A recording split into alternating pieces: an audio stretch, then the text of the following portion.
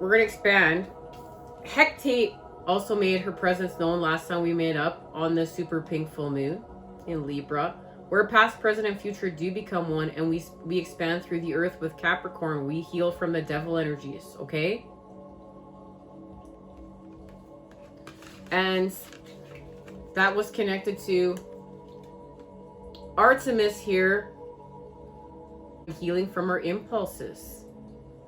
And we're going to make a sacrifice because of love in order to do so. And this has to do with a deeper level of love and acceptance for self with the inner child. It's part of our truth. Okay? It's part of our truth. And it's part of how these two fish come together. And those two fish coming together are connected to our evolution. And it's also connected to introspection and the moon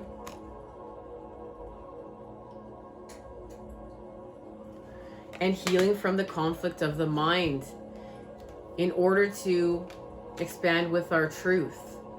And that is what the Queen of Cups is helping us to do, to birth anew.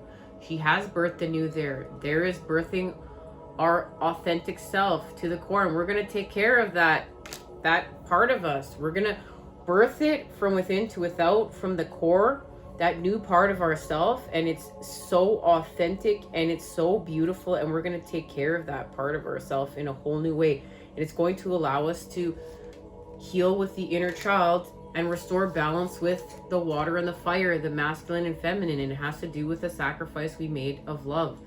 And this part of ourself is connected to our counterpart and healing from the Five of Swords. And taking, you know, look at what she has within her hand. Because we haven't healed from the conflict of the mind, we're still tearing apart our Ten of Pentacles. And our Ten of Pentacles is connected to our Ten of Cups. That's our divine inheritance. And we know it's not in an old earth way. This is a new earth way. This means more. It's heart-centered. So this allows us to just keep this repaired. And this has to do with past, future, and the present. And the in-between. Now, I want to share this message quickly because I'm feeling called to. Remember, we're birthing anew. So we have the Mother of Pentacles with the Daughter of Pentacles and Gaia. And what we are birthing from within to without is connected to what she is birthing from within to without. This is part of the activation of New Earth. The golden ages of what we came here to create, mission work, okay? So, and we are getting well from the center point. This is the Ace of Cups. We are the well. As part of that Nine of Cups, she's holding the one cup, okay? Mother of Pentacles, domestic, loving, and patient. The Mother of Pentacles excels in the home. She knows exactly what to do while raising a family and tending to the tasks of daily life. There's a potential for her identity to become wrapped entirely around her children and home, which leaves her needy and attached. This is the cause of most of her turmoil. She often has qualities of a healer and is very connected to nature. So we're healing from that of the past, because this is about our authenticity too, and part of ourself. This is doing ego work, because when we ignore those parts of ourself, we become out of balance. This is healing with those parts of ourself in order to restore the balance. We're not going to, turn away from our shadows. We're not going to turn away from our pain. We're not going to turn away from our unhappiness. We're going to honor it. We're going to look at it. We're going to accept it. We're going to hear it. But then we're going to transform with it, transmute it, create anew with it, and keep the balance through the center point. We will create with the positive charge. And this being connected to the daughter, because now we've given birth. The Daughter of Pentacles, responsible, kind, and supportive. You'll usually find the Daughter of Pentacles behind the scenes rather than out in the spotlight. Though quite shy, she's extremely hardworking and responsible. She handles details and logistics well. People depend on her. She has vast amounts of inner strength like all the Pentacles family. The daughter thrives when in nature. So guys, there's a message, and that's also connected to the Hermit. Get back to nature. Now, this is now where we're going with Taurus season. We're going to go from the 7 to 8 of Pentacles. This is what I've been shown, okay? We're going to add a pentacle.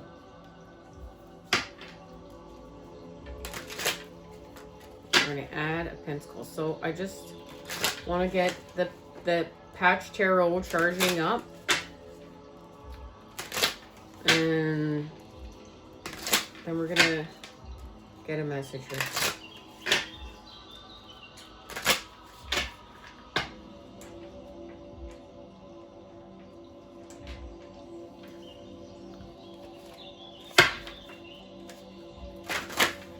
You know, we got a message. We've been working with both. So we're also going to get some tarot from this deck. Guys, you shot me in the tummy. Let's go for it. All right. So the 9 of Pentacles, we know this is the creation of new self. We expand through the earth with our light because we accessed that knowledge. We all spoke about this in part 2. We accessed that hidden knowledge from within. And remember, it was to heal.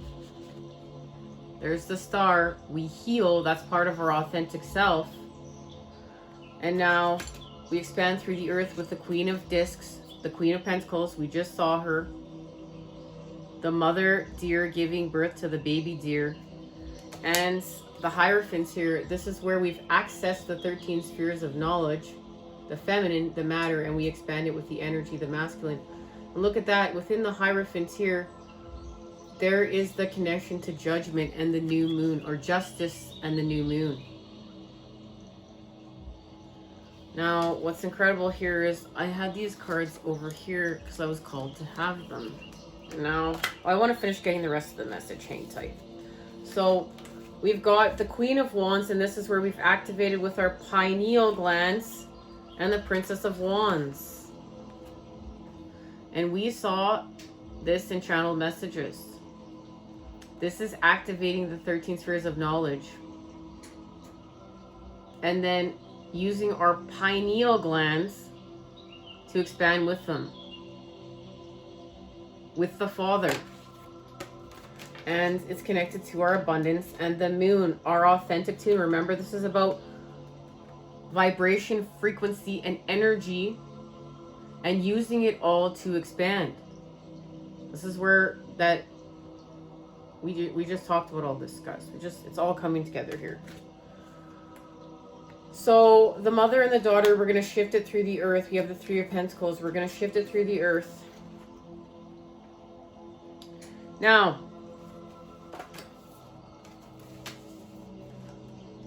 so the moon is calling us to restore balance. The moon has allowed us to access the center point, use the scarab beetle. That's our toxicity as fuel to get to where we're going. The Hierophant is the key. I was called to have these cards here. The Son of Pentacles is helping us to shift through the earth and manifest with the Father. This is our connection to Taurus season and healing with the inner child. And they said the Hierophant is the key to expand with the 7 of Pentacles and the Father of Pentacles. And the Father of Pentacles is gifting us with the 8th Pentacle as we go from the 7 to the 8. So here it is. This is the key. And now, this is where Aries season meets. Okay? Aries season joins up with Taurus season to help us expand. And this is the Father, the positive tetrahedron of fire, and the daughter, the negative tetrahedron of earth coming together through the center point, allowing us to access our heart chakra. So let's confirm it.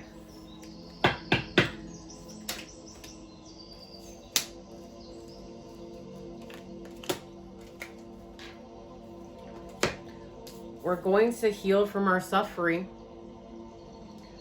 by working with the all and releasing and embracing to release, to come together. But right now, it's all about that sword from justice. The sword that was activated with this super pink full moon in Libra.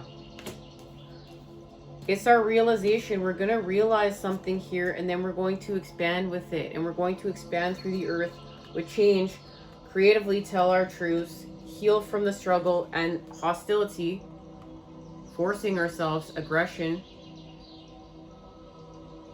untwisting it with the masculine, and we expand with structure as we heal from tyranny, okay guys?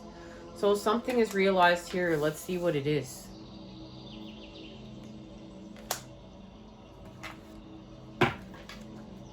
No, I'm not going this way. I'm going this way. Okay. Oh, look at that. The Princess of Wands just flew over here. More confirmation, guys. More confirmation. Okay. We're going to the Druid Plant Oracle. It is springtime, Easter time. This has to do with our resurrection. And the time we're in. We're in the time of the resurrection. That's the message today.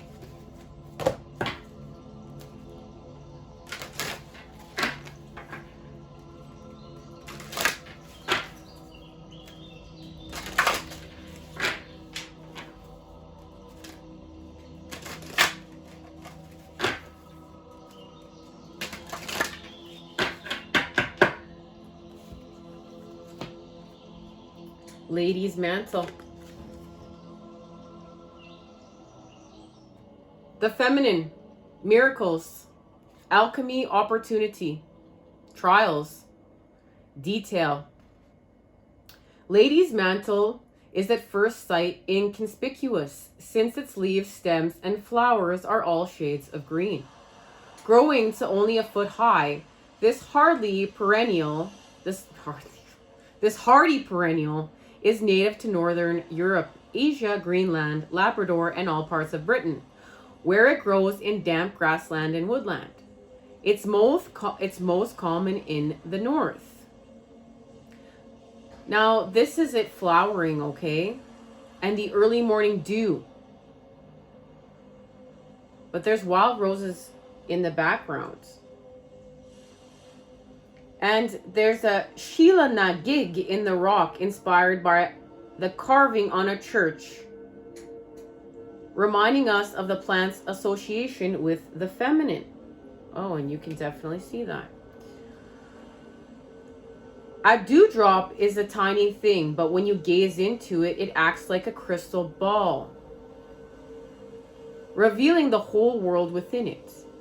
It is reminiscent of William Blake's famous lines: "To see a world in a grain of sand, and a haven in a wildflower. Hold infinity in the palm of your hand, and eternity in an hour." Look at that. Symbolism to show we're healing from time.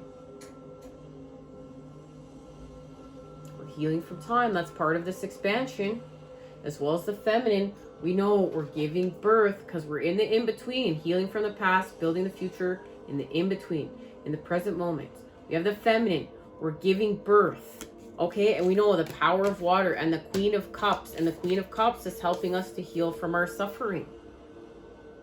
This is where, you know, we heal from our trauma. We talked about this in part 2 and what's happened to the inner child. And we're going to heal with the inner child within and birth a whole new. This card is reminding you to treasure the small things in life, because it's in the detail that life grows rich. And every person Every subject, every event grows richer the more we focus upon it. This card also urges you to connect more deeply with the goddess in your spiritual practice, or more generally with the feminine principle in your emotional and psychological life. It may be that you've been used to approaching the world and relationships in an analytical or objective way. That's no longer serving you. Now may be the time to open up to that less predictable, sometimes wilder way of relating to and looking at things that could bring miracles into your life. And this has to do with honoring our instincts and, you know, the wild woman. The wild woman and the intelligence of the wild woman, and healing with the feminine, birthing with the feminine, nurturing with the feminine. This goes back to the mother. But remember, when we honor the mother, we heal with the father. When we heal with the father. When we honor the father, we heal with the mother. This goes back to our truth. The truth and inner child healing. Confirmation right there from the universe. And that's part of how we're balancing our karmic scales with the water and the fire. And this has to do with things being really tough. Most people are quite naturally dismayed when the going gets tough. But this indicates that you have good fortune of being able to see opportunities for growth even in the most despairing situations. The alchemists believe that gold could be made out of the base matter, and that this, though dismissed as worthless by many, provided them with their working material. In the same way, the challenges and trials of life are seen by the Druid and spiritual alchemists as ideal opportunities for learning and development. Although to some extent, this involves reframing a situation in its most positive light to make the best of a bad job. A deeper process is at work. Character qualities of soul, wisdom, maturity, and compassion come not from a life of ease and tranquility, but from a life in which our hearts, minds, and sometimes even our bodies are pitted against forces we may not understand. Now guys, this is connected to the alchemical chalice. And it's connected to the dew cup. And one of the most striking characteristics of this graceful plant is the way its leaves gather dewdrops. During the night, the leaves fold like umbrellas, opening in the morning to reveal their watery treasure. It's been considered to have magical properties since ancient times. The alchemists and early herbalists believed strongly in the healing powers of dew. We also know that dew bathing is long known to the birds. It is connected to sunworm dew, absorbing specific healing powers from plants, so that the dew gathered from one plant would have very different effects to that gathered from another. Herbalists have used the plant to treat inflamed wounds, colitis, and vomiting. Its folk name is woman's best friend. Comes from the belief that it can help to regulate periods, curb excessive menstruation. The plant is also used to calm period pains and vaginal discharge. After childbirth, more connections, it's said to stimulate the contraction of the womb. And many people use the leaves in tea or a bath to connect with the goddess or enjoy sipping dew from its leaves. Invigorating sensations of an early morning dew bath. And guys, this is where we really heal, like with plant life and understanding, like we've been conditioned and programmed to believe that artificial medicines are the only way to go. They're, what's going to heal us. And holistic medicine and herbal medicine has been made fun of. Like, oh, that's a placebo effect. That's a placebo effect. But guys, we really know this is not true. We are connected to the earth, and we're going to heal with the earth. And Dr. Sabi, this came into my vortex as well, you know, healed with herbs and fasting and a vegan diet. Many illnesses, and he even showed proof of this. And you know, he's no longer with us, and many people believe he was poisoned, because we know that the pharmaceutical industry makes a lot of money. This is about greed, power, and control. And sickness has become a business, and that's really sad. And that's why justice is here, is because we're seeing through this illusion, we're honoring it. And it's about a choice. It's about a choice, you know, am I taking this medicine at this time? And, you know, I'm going to honor this medicine from the pharmaceutical company because it's the right choice for me. But if it's not the right choice for me, and this is my choice, and I'm feeling called to go natural, I'm feeling called to, you know, heal with plants, plant medicine and herbs, that's also my choice. And it's part of our healing paths and taking charge of our healing paths.